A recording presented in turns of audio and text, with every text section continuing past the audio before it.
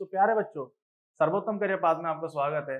बताइए, जो पिछले हमारे 2 वीडियो थे वो आपको कैसे लगे, कमेंट करें। और प्यारे बच्चों, 45,000 वैकेंसी आ चुकी हैं, ये तो हमको पता है और आपको रोज रोज याद दिलाना पड़ता है, क्योंकि उसमें आपका नाम चाहिए, क्योंकि हमारी जंग चल रही है किसकी, वर्दी की। और इसी सीरीज में अगला हमारा जो टॉपिक है, ठीक है, वो है हमारा एलसीएम और एचसीएफ। बिल्कुल बेसिक से एडवांस तक जाएंगे, जैसा हमने पिछले 2 के लिए किया था। तो यहाँ पर भी वही सेम, कि जो हमारे पिछले साल के जो क्वेश्चंस आए हैं, क्योंकि उससे हमें एक चीज पता चलती है कि हमने पढ़ तो लिया, समझ तो लिया, लेकिन जो लैंग्वेज है, वो भाषा किस रूप से हमें दी हुई है, उस भाषा के आधार पर हमें पढ़ना है और प्रश्न को हल करना है। ठीक है, अब स्टार्ट करते हैं।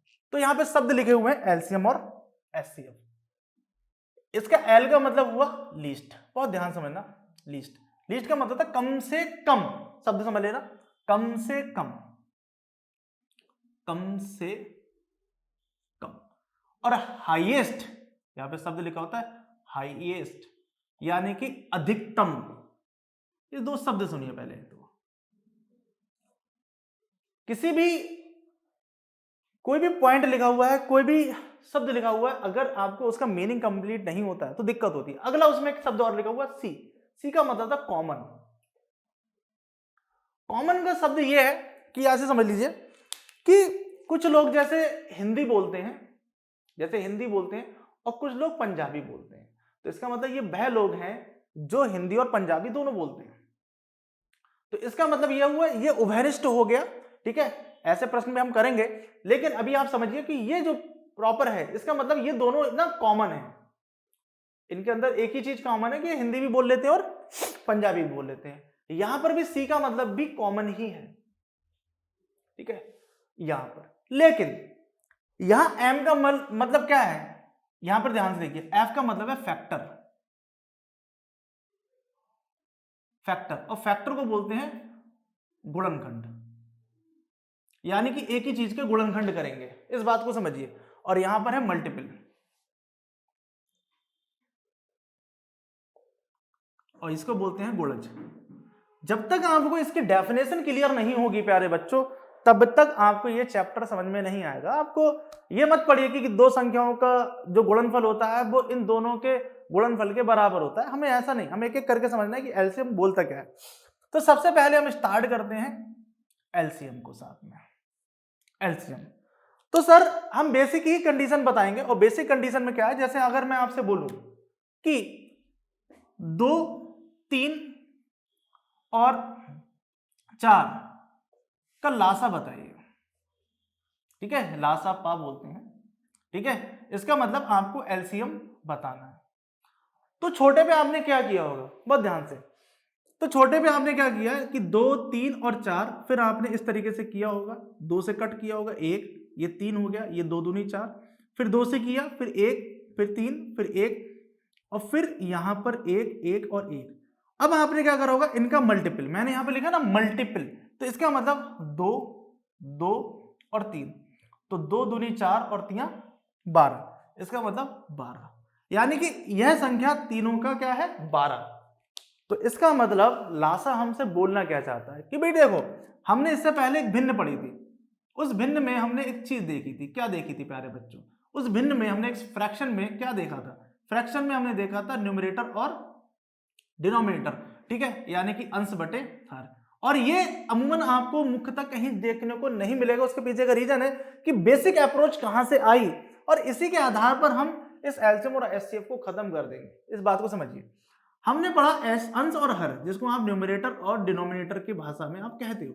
ठीक है, न्यूमरेटर और डिनोमिनेटर की भाषा में आप बोलते हो।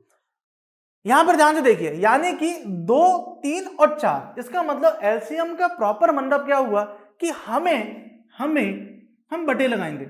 हमें 2, 3 और 4, यानी कि हमें अंश में वह संख्या चाहिए, और अंश में भी हमें क्या चाहिए, समान संख्या चाहिए। प्यारे बच्चों, क्या चाहिए, अंश में हमें समान संख्या चाहिए, जो कि 2, 3 और 4 से पूर्णतः विभाजित हो जाए। बहुत ध्यान से, इसका मतलब क्या है कि एलसीएम में हमने क्या देखा कि अंश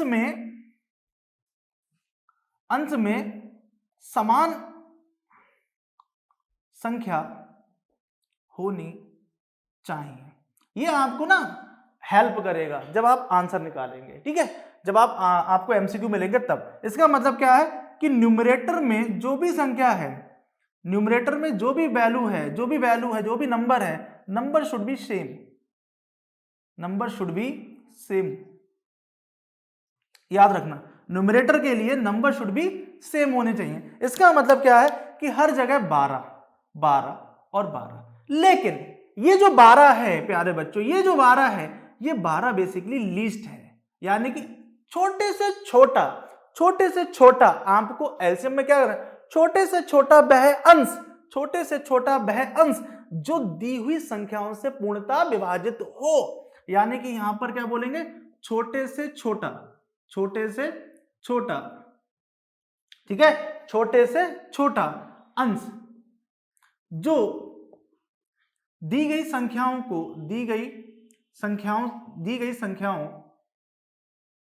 से पूर्णतः विभाजित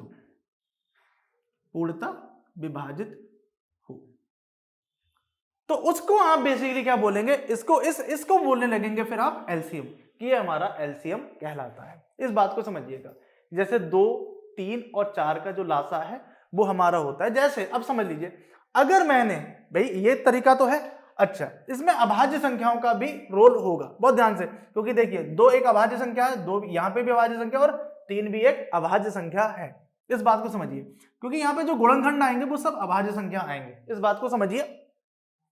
अब यहां पर ध्यान समझिए, अगर मैंने आपको ऐसे दे दिया कि भाई अब अभाज्य संख्याओं को ही देख लेते हैं कि जैसे अभाज्य संख्या होंगी तो उनका तो जाहिर सी बात है डायरेक्ट गुणनफल कर देना। जैसे आपसे बोले कि कोई 3, 5, 7 का लासा आपसे पूछे कि आपको लासा बताना है, ठीक है, 3, 5, 7। अब आपको ध्यान से देखिए कि भाई 3 भी एक अभाज्य संख्या है, 5 भी एक अभाज्य संख्या है और 7 भी एक अभाज्य संख्या है। तो इसका मतलब क्या है कि तीनों को आप गुणा कर दीजिए। अगर आपको तीनों संख्याएं अभाज्य दिखाई दें, यानी कि ये तीनों की संख्या कैसी होनी चाहिए, अभाज्य होनी चाहिए। अगर अभाज्य है तो उसके लिए आपको डरने की कोई दिक्कत नहीं है। आपको यहां पर याद रखिएगा, जो भी गुणनखंड आएंगे यहां पर वो सब अभाज्य ही आते हैं। ऐसा हो ही नहीं सकता कि वो भाज्य हो जाए, ठीक है, अभाज्य ही संख्या सारी रहेंगी। और अभाज्य यानी कि प्राइम नंबर, इसको क्या बोलते हैं, प्राइम नंबर, जो स्वयं से विभाजित हो रही होंगी, प्राइम नंबर, ठीक है। यहां पर हम प्राइम नंबर की बात करेंगे। तो जब आपको प्राइम नंबर दिख जाए तो आप सबकी कर देना, आप स्वयं में मल्टीप्लाई, ठीक है, 7 पंजे 35 और 35 तियां कितने होंगे, 35 तियां 105, यानी कि 105 वह लीस्ट नंबर है। ऐसा नहीं है इसके आगे नहीं हो सकता, 105 वह लीस्ट नंबर है जो 3 से 5 से और 7 से पूर्णतः विभाजित हो जाएगी। इस बात को समझिएगा। तो इस प्रकार से हम लासा, कोई भी संख्या दी हो उसका हम लासा बड़े आराम से निकाल सकते हैं। इस बात को समझिए। अब आपने ये बोला कि अगर हमें भिन्नों के आधार पर लासा दिया गया हो, ठीक है, अगर भिन्नों के आधार पर लासा दिया गया हो तो भिन्नों के आधार पर लासा तो हम समझ लेंगे, लेकिन अभी समझ लीजिए जैसे ऐसे दिया हो कि 1/2, 1/3 और 1/4, या ऊपर कोई भी संख्या लिख लो, आप 2 लिख लीजिए, ठीक है, और यहां पे लिख दीजिए 5। तो अगर आपसे ये बोल दे कि इन संख्याओं का लासा बताइए,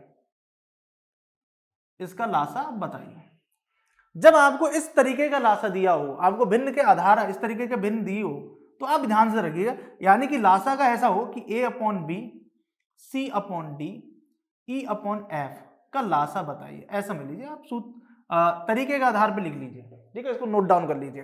तो आपको क्या करना है, जो ऊपर दिख रहा है ना अंश, तो हमने जो लासा निकाला था वो लासा किसके लिए निकाला था, अंश के लिए। तो हम याद रखिएगा, तो यहां पर क्या होगा, A,C,E का लासा यानी कि एलसीएम बटे B, D और F का मासा, ठीक है। इसका मतलब A, E और AC और E, इनका क्या निकालना है, एलसीएम, यानी एलसीएम ऑफ, और इनका क्या निकालना है, B, D और F, इनका क्या निकालना है, एचसीएफ।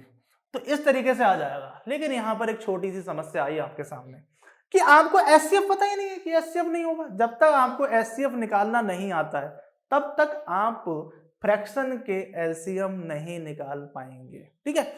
इस बात को याद रखिएगा, तब तक हम एलसीएम नहीं निकाल पाएंगे फ्रैक्शन का। ऐसे जैसे फ्रैक्शन का एलसीएम होता है उसी तरीके से एचसीएफ भी होता है फ्रैक्शन का। अब इसके लिए हमें सबसे पहले जरूरत क्या पड़ रही है कि सर पहले हमें एचसीएल एचसीएफ समझना है कि एचसीएफ क्या होता है। तो हमने एक भूमिका या तैयार करी, इस भूमिका में हमने ये समझा कि लासा होता क्या है, यानी कि एलसीएम होता क्या है। हमने एक नॉर्मल संख्याओं के आधार पर देखा और हमने ये देखा कि यहाँ पर जो चीजें हम लिख रहे हैं, ये जो चीजें लिख रहे हैं, ये सब अभाज्य संख्या होती है। इसका मतलब जो भी अभाज्य संख्या होती है उनका आपको गुणन करना होता है। गुणन करके आपको सबका मल्टीपल करने के बाद जो लीस्ट नंबर आएगा वो बेसिकली आपका क्या कहलाएगा, लासा। ठीक है, अब हम चलते हैं आगे मासा की तरफ। अब हम पढ़ेंगे क्या, मासा। ठीक है, अब बेटा प्यारे बच्चों क्या समझेंगे एलसीएम के बाद, अब हम समझेंगे एचसीएफ। क्या समझेंगे हम, एचसीएफ। एचसीएफ में मैंने आपको अभी बताया कि एचसीएफ का मतलब होता है हाईएस्ट। ठीक है, यानी कि अधिकतम। कॉमन का मतलब तो हम समझ ही गए। ठीक है, सी का मतलब तो कॉमन होता ही है। अब यहां पर एफ का मतलब है फैक्टर, यहां पर होगा फैक्टर यानी कि गुणनखंड। तो अगर हमसे कोई ऐसे पूछे, अगर हमसे ध्यान से पूछे कि 2, 3, 4 का एचसीएफ बताओ, एचसीएफ क्या होगा। ठीक है, यानी कि मासा बताओ, यहां पे लिखा होगा मासा। और आपको इस बात की जानकारी होगी कि 2018 और 19 के टाइम पर जो कांस्टेबल की भर्ती आई थी यूपी पुलिस के अंदर, उसमें मुख्यतः ऐसे तो नहीं, सब थोड़े से वैल्यू बढ़ा दी थी और ऐसी संख्याओं का मासा पूछा था, उन्हीं संख्याओं का लासा पूछा था। बात समझे। अगर आपके कॉन्सेप्ट क्लियर नहीं है, बेसिक क्लियर नहीं है, तो आपसे प्रश्न नहीं होगा। इसीलिए हम बेसिक से एडवांस जा रहे हैं। हम इन्हीं क्वेश्चनों को और जल्दी माध्यम से, पहले हमें चीज तो समझ में आई कि वो कहना क्या चाहता है।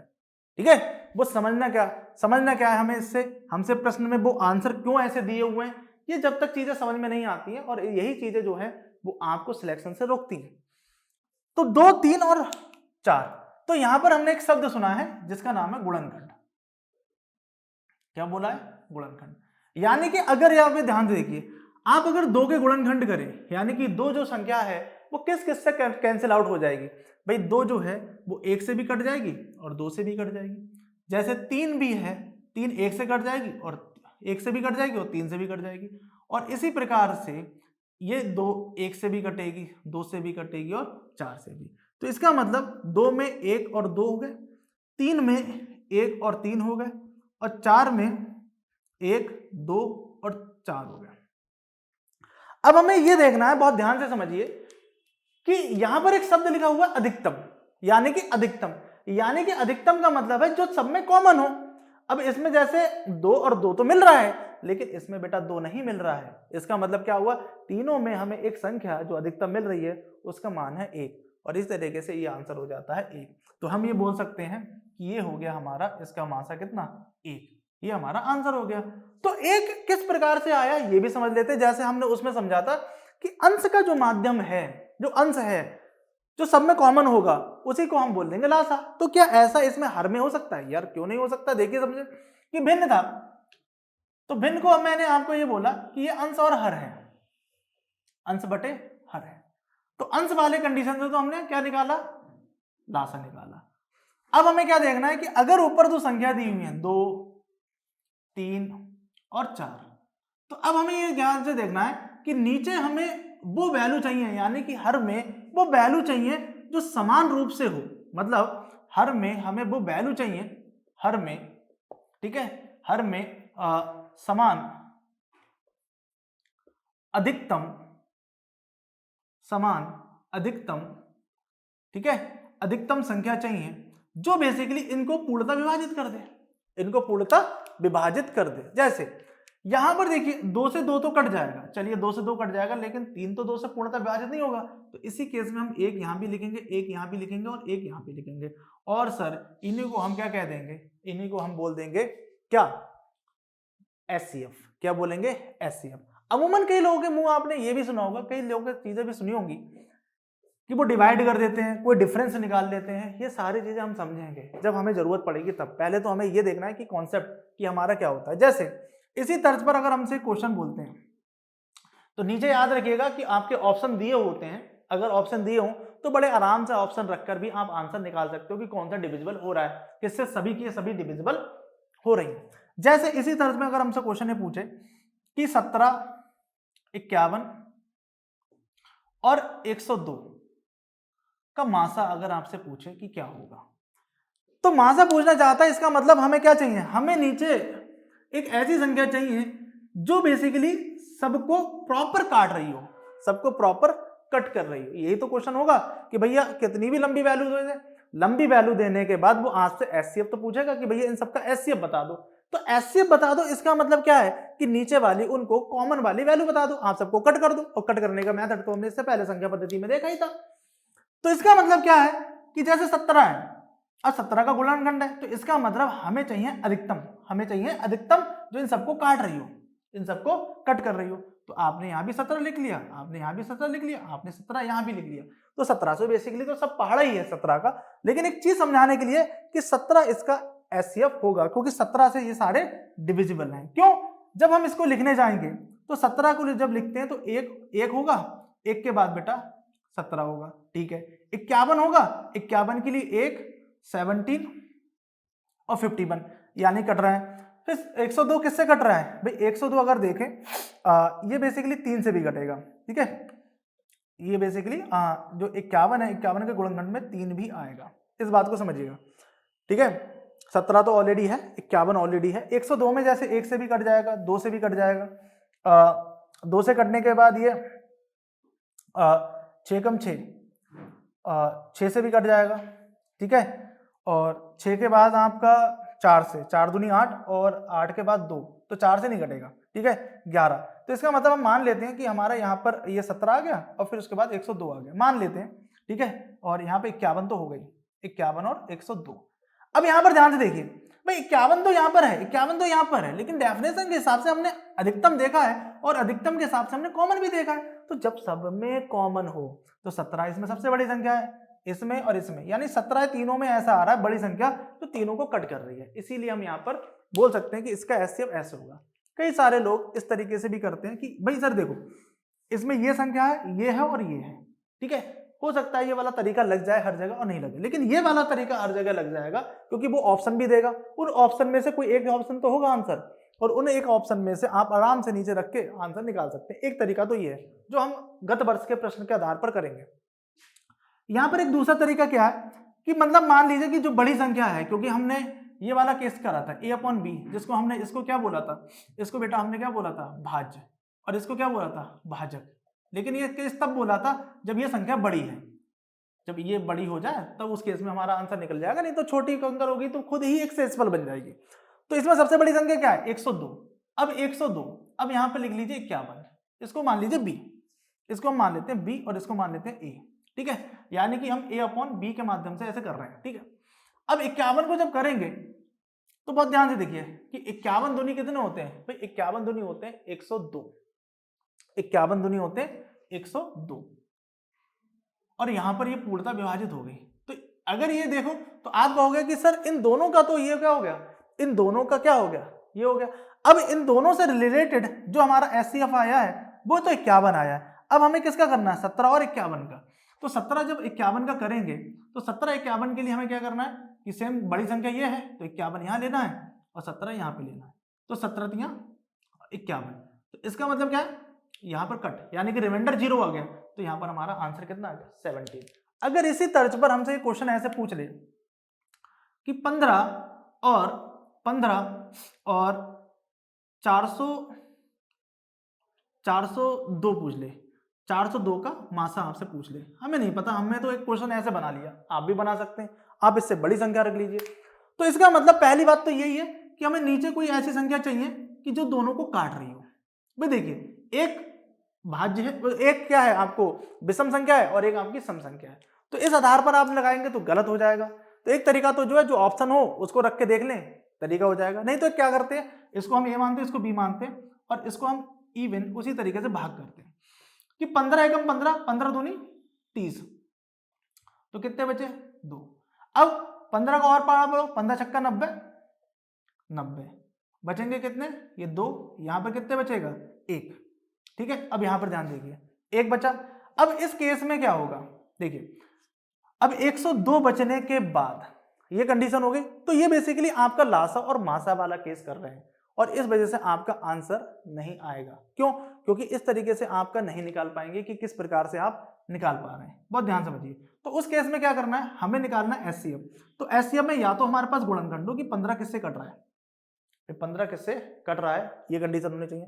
अब यहां पर कंडीशन होगी क्या, ध्यान समझिए कि आपने 15 यानी कि 402 को भाग दिया, फिर 402 को भाग देने के बाद आपने ये देख लिया कि लास्ट कितनी कंडीशन जा रही है, इस बात को ध्यान देंगे। तो लास्ट कंडीशन जा रही है और हमारा लास्ट में ये जो मान है वो कितना बच रहा है, ठीक है। तो लास्ट में हमारा जब 15 दूनी 30 करने के बाद यहाँ पर 10 बचा, फिर आपने 2 और उतार लिया, इसको जब पूरा विभाजित करने के बाद हमारे पास क्या है, और 15 छक्के जब 90 लगाया तो यहाँ पर हमारे पास 12 बचे। अब हमारी स्थिति यहाँ, तो यहाँ पर क्या है, ये रिमाइंडर कम है, तो उस केस में क्या करेंगे, इस 15 को उठाकर यहाँ पे ले लेंगे ये। अब क्या करेंगे, 12 एकम 12, अब कितने बचेंगे, 3। अब 3 बचेंगे तो ये रिमाइंडर देखिए, ये 3 बचे ना, तो 3 यानी कि जब पूरा विभाजित हो जाए, पूरा विभाजित हो जाए तब उसके बाद में हम करेंगे। तो अब इसको हम 12 ले लेंगे और 3 चौक 12, तो यहाँ पर रिमाइंडर हो जाता है 0। तो इसका मतलब क्या है कि 3 वह संख्या है, 3 वह संख्या है जो इसको और इसको पूर्णतः विभाजित कर देंगे, ठीक है। तो इसका मतलब क्या है कि 15 और 40 का जो लासा होगा, ठीक है, सॉरी मासा होगा, वो कितना होगा, 3 होगा, ठीक है। इसका मतलब 15 के नीचे भी 3 रख दो और 402 के नीचे भी 3 रख दो, ये संख्या पूरी तरीके से विभाजित हो जाएगी। इसका मतलब 15 और 402 का जो मासा है वो कितना है प्यारे बच्चों, 3 है। तो ये हमने तरीका समझ में आया और इस आधार पे हम प्रश्न को कर सकते हैं, ठीक है।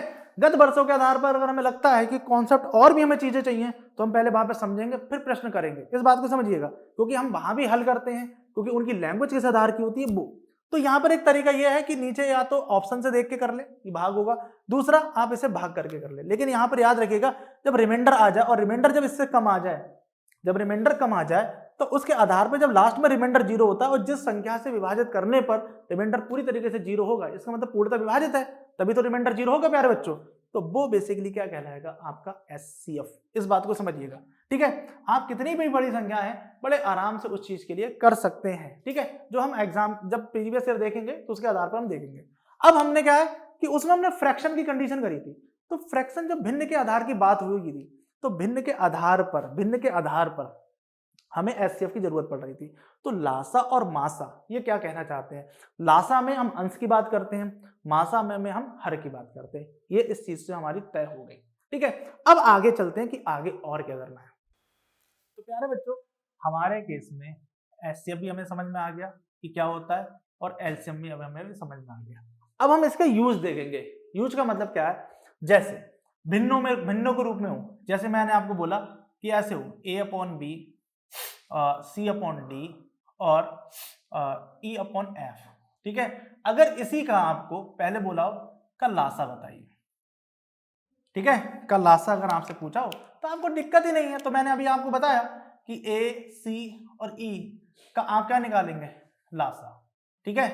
क्या निकालेंगे, लासा, बटे लगाएंगे और यहां पर क्या लिखेंगे, B, D और F, इस सब का क्या निकालेंगे, का मासा, ठीक है। अगर इसे इंग्लिश में ओरिजिनेट करना हो तो हम इस तरीके से कर सकते हैं कि एलसीएम ऑफ A, C और E, और इसी तरीके से एचसीएफ ऑफ B, D और F, इस तरीके से हमारा आंसर आ जाएगा। जैसे आपके यहां पर एक क्वेश्चन देते हैं हम कि जैसे लिख दिया 1/2, 3/7 और 5/6, ठीक है।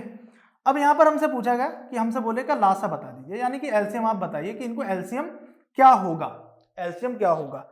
तो हमने क्या देना, ऊपर वाले की कंडीशन हमें बतानी है। तो ऊपर वाला केस लगाना है 1, 3 और 5 का हमें क्या लगाना है, का लासा। अब नीचे वाली जो संख्या है 2, 7 और 6 का क्या निकालना है, मासा। बात समझ में आई। अब यहां पर ध्यान से देखिए, मैंने आपको बताया, चलिए एक को भी तो आप छोड़ दिए, एक को तो किसी संख्या से भाग करेंगे तो वो उतनी ही संख्या रहेगी, लेकिन 3 और 5 आपकी अभाज्य संख्या है। लेकिन यहां पर आपको बता दूं, एक यहां पर अभाज्य संख्या नहीं है, एक अब आपको अभाज्य संख्या नहीं है। कमेंट करके बताइएगा कि एक अभाज्य संख्या क्यों नहीं है, मैं आपको बताऊंगा। इवन मैं आपको अभाज्य संख्या लिखना भी सिखाऊंगा, ठीक है, क्योंकि बहुत प्रश्न आते हैं, ठीक है। किसी को भी शायद मुख्यतः सब लोगों को पता होगा, नहीं पता है कि 2 भी एक अभाज्य संख्या होती है, ठीक है। और वो क्यों गलत कर देते हैं, अभाज्य संख्या टोटल कितनी होती है, 1 से लेकर 100 के बीच में, ठीक है, ये क्वेश्चन भी गलत हो जाता है। तो फिलहाल तो 5 या 15, 3 और 5 तो है, तो ये तो 15 हो गया। अब यहाँ पे देखिए 2, 7 और 6, तो अभी हमने देखा कि इनके हर में एक ऐसी संख्या रखो जो सबको काट रही हो। भाई देखिए 7 तो डिविजिबल नहीं है, 7 तो एक अभाज्य संख्या है, 2 भी एक अभाज्य संख्या है, 6 तो नहीं है, लेकिन 2 जो है वो इसको और इसको तो काट देगी, लेकिन इसे नहीं काटेगी, तो इसका मतलब एक ही है। तो ये देखिए आंसर आ गया कितना, 15। अब इसी क्वेश्चन का मुझे निकालना होता मासा, अब इसी क्वेश्चन का हमें निकालना होता मासा। जैसे अगर ये लिखा होता कि A/B, C/D और E/F का अब हमें निकालना होता मासा, यानी कि SCF। तो उस केस में क्या करते, ले फिर से वैसे कर लेंगे, का मासा जिसका पूछा वो पहले ऊपर और जिस उसके बाद में हर वाला नीचे, BDF का लिख देंगे लासा, लासा निकाल लेंगे और इस तरीके से हमारा आंसर हो जाएगा। तो इसी क्वेश्चन को अगर हमें से करना होता कि 1/2, 3/7 और 5/6 का आपसे पूछता मासा, तो आप आराम से मासा निकाल पाते कि भाई 1, 3, 5 का क्या निकालते, पहले तो मासा, अब 2, 7 और 6 का क्या निकालते, लासा, और जो आंसर आता उसे आप लिख देते और नंबर पा लेते। सर देखिए वर्दी तो चढ़ेगी, ये मेरी गारंटी है आपसे, आप बस वीडियो को देखते रहें, प्रैक्टिस घर पे करते रहें और जो एक जैसे क्वेश्चन है वो करते रहें। देखिए यहाँ पर ध्यान देखिए 1, 3, 5, अब यहाँ पर ये तो अभाज्य संख्या है, तो जाहिर सी बात है सारी के सारी एक से ही कट रही होंगी, तो एक तो ऊपर आ गया, कॉमन है सब में। अब 2, 7, 6, चलिए अब इसको जब 2, 7, 6 को लिखेंगे तो भाई 2, 7, 6 ऐसे तो लिखते हैं भाई, 2 से काटते तो 2 एकम 2, 7 तो ऐसे ही रहता, और यहाँ पे 2 3 6। अभी देखिए 7 और 3 कैसे हैं, अभाज्य संख्या है, तो 7 3 21 और 21 और दूनी कितने, 42, यानी कि 42 वो संख्या है, 42 वह छोटी से छोटी संख्या है जो 2 से भी कट जाएगी, 7 से भी कट जाएगी और 42 जो है वो 6 से भी कट जाएगी। जाइए आप कोई सा भी तिलिस्म ले आइए और कोई छोटी संख्या बता दी जो इनसे कट रही हो, नहीं कटेगी। क्यों, क्योंकि जाहिर सी बात है लासा में हम पढ़ते ही हैं, यानी कि हमें अंश बताना है जो सबसे न्यूनतम हो, तो यहां पर क्या होगा भाई, आ जाएगा 42, तो ये हमारा आंसर हो गया। अब हमने फ्रैक्शन का भी लासा मासा पूछ लिया है, क्योंकि सर जो कांस्टेबल की वैकेंसी आती है ना वो 12वीं कक्षा के आधार पे आती है, 10वीं कक्षा के आधार पे आती है, तो इनका प्रारूप भी उसी तरीके से सेट होता है। बस आपको भाषा आपको देते हैं और भाषा से आप डर जाते हैं सबके, भैया ना जैसे रास्ते में सांप पड़ा है, चाहे वो मरा हुआ पड़ा है, लेकिन आप क्या करते हो, आप डर जाते हो क्योंकि आपको ये लगता है कि सांप आपको काट लेगा। मेरी बात समझिए, इसी तरीके से सांप जैसा डर ही मैथ का है। मैथ नाम जहां सुन लिया तो भाई साहब हालत खराब हो जाती है कि साहब हमसे मैथ नहीं, हमारी हालत खराब हो जाएगी। अरे परेशान मत हो, परेशान मत हो, असंभव को ही संभव बनाने के लिए हम आए हैं, ठीक है। और सर्वोत्तम करियर पाथ में ही आपका उदय लिखा है, जिसको बोलते हैं भाग्योदय, ठीक है। एचसीएफ एलसीएम समझ लिया, अब इसका एक एप्लीकेशन और पढ़ते हैं हम। एचसीएफ एलसीएम के बाद में एक छोटा सा टॉपिक और बचा है, अंतिम बार खतरनाक प्रहार। देखें कैसे, अब यहां पर क्या होता है कि 2 संख्याएं हैं, यहां पे सबसे समझे दी गई 2 संख्याओं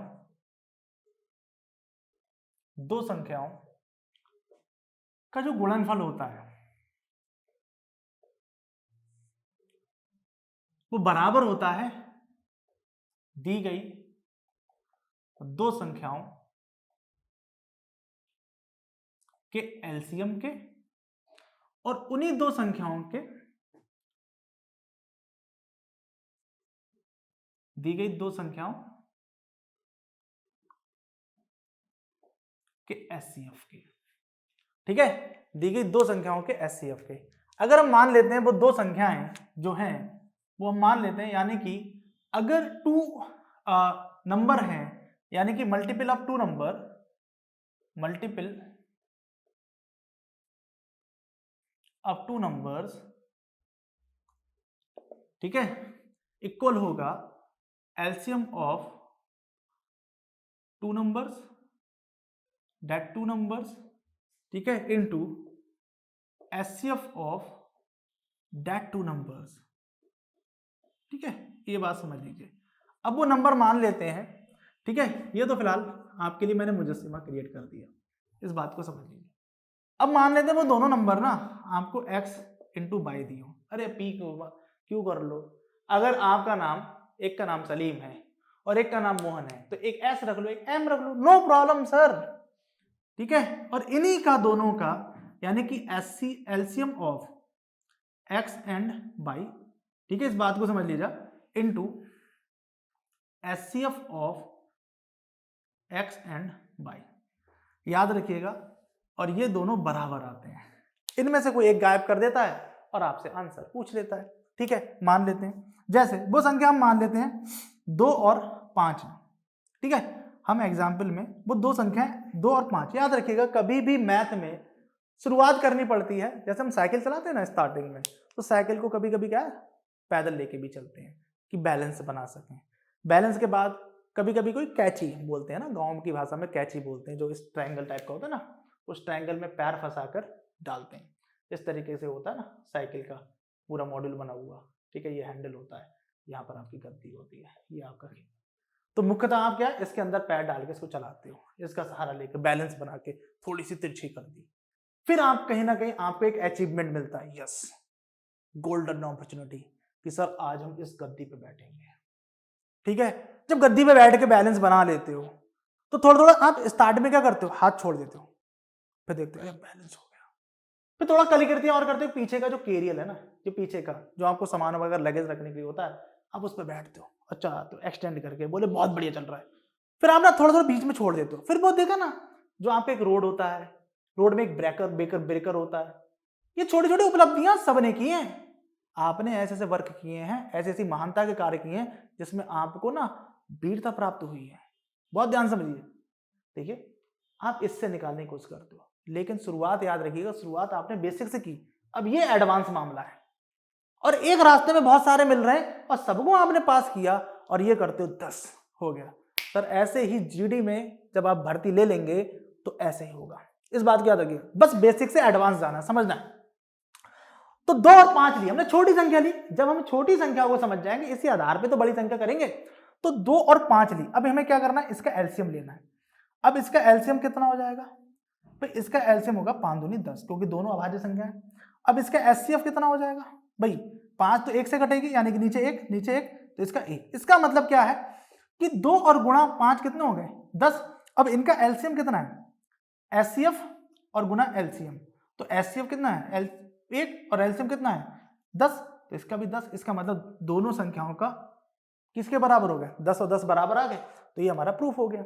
अब ज्यादा में ज्यादा वो तुम्हें क्या देंगे, वो ये बोल सकते हैं कि 2 और 5, ये सॉन्ग देखिए, 2 और 5 का लासा 10 है, तो मासा बताए, यही तो देंगे, और क्या दे सकते हैं, और क्या देंगे, तो तुम्हें 2 पता है, तुम्हें 5 पता है, लासा पता है कि लासा गुणा मासा होता है ना, लासा गुणा मासा होता है ना, आपको 2 गुणे 5 तो पता है, लासा आपको 10 पता है, मासा निकालना है।